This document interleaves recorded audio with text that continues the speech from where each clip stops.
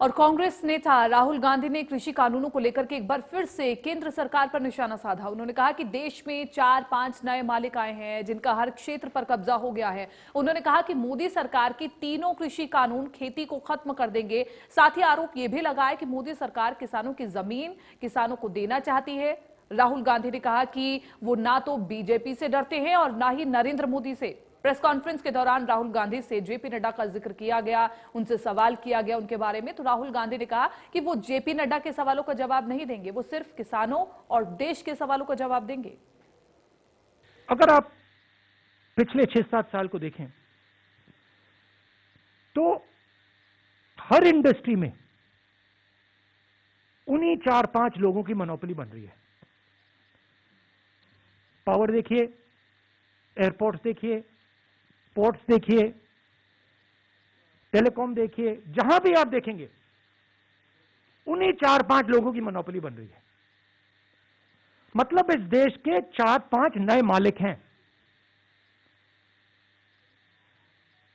आज तक एग्रीकल्चर में, खेती में मोनोपोली नहीं थी। आज तक हिंदुस्तान के खेतों का फायदा किसानों को जाता था, मजदूरों को जाता था, मिडिल क्लास को जाता था, गरीबों को जाता था। कैसे?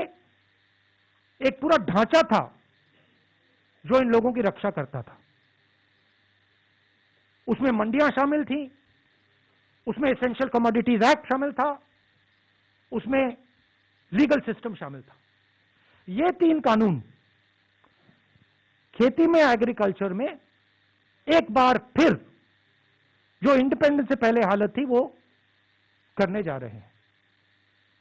4-5 लोगों के हाथ में पूरा का पूरा हिंदुस्तान की खेती का ढांचा नरेंद्र मोदी जी दे रहे हैं।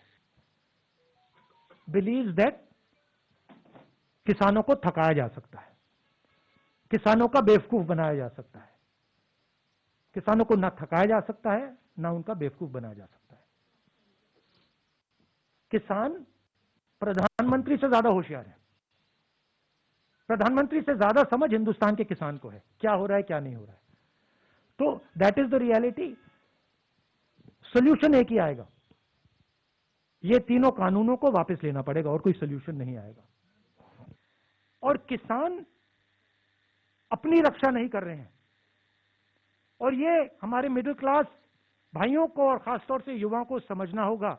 वो आपकी रक्षा कर रहे हैं, वो आपके भोजन की रक्षा कर रहे हैं, और हम सबको पूरा का पूरा उनको समर्थन देना है।